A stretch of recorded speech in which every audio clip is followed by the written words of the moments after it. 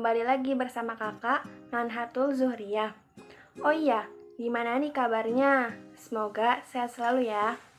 Di video kali ini, kakak akan menjelaskan materi mengenai menghargai nilai juang dan proses perumusan Pancasila. Nilai juang adalah usaha untuk mendapatkan sesuatu atau usaha untuk menggapai cita-cita. Dalam proses perumusan Pancasila sebagai dasar negara, terdapat nilai-nilai juang yang digunakan para pejuang bangsa kita. Di antara nilai-nilai juang tersebut adalah yang pertama, nilai persatuan dan kesatuan. Mereka begitu menempatkan persatuan dan kesatuan bangsa di atas kepentingan pribadi dan golongan. Yang kedua, nilai keikhlasan. Para perumus dasar negara kita saat itu tidak terpikir untuk mendapat imbalan. Mereka ikhlas demi bangsa dan negaranya. Kemudian yang ketiga, berani menegakkan kebenaran dan keadilan. Demi keadilan, mereka berani melakukan perjuangan di tengah-tengah bahaya. Yang keempat, toleran terhadap perbedaan. Perumusan dasar negara diwarnai dengan sikap menghargai perbedaan. Kemudian yang kelima, nilai musyawarah mufakat. Mereka merumuskan dasar negara dengan asas musyawarah untuk mencapai kata mufakat. Yang kedua, menceritakan secara singkat nilai kebersamaan dalam proses perumusan Pancasila sebagai dasar negara. Yang pertama ada nilai kebersamaan dalam sidang pertama BPUPKI. Saat sidang pertama BPUPKI baru dimulai, perumusan Pancasila atau dasar negara masih berupa usulan, pandangan, atau pendapat individu. Usulan-usulan tersebut berbeda-beda, namun masing-masing anggota berusaha mengemukakan pandangan yang dapat disetujui oleh sidang. Maka nilai-nilai kebersamaan proses perumusan Pancasila dalam sidang BPUPKI pertama ini tercermin dalam inisiatif peserta sidang. Mereka berinisiatif mengajukan usulan mengenai rancangan dasar-dasar negara di depan sidang. Mereka berpidato di muka sidang mengemukakan pendapat terbaik bagi Indonesia. Kemudian yang kedua, nilai kebersamaan dalam keputusan sidang Panitia 9.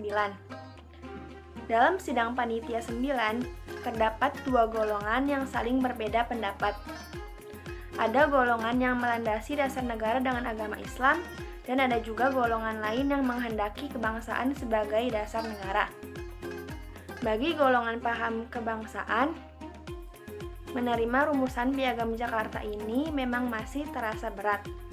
Namun, kuatnya cita-cita bersama-sama untuk segera mewujudkan negara Indonesia merdeka dan terbebas dari penjajahan membuat mereka melaksanakan apa yang sudah menjadi hasil keputusan sidang dengan besar hati.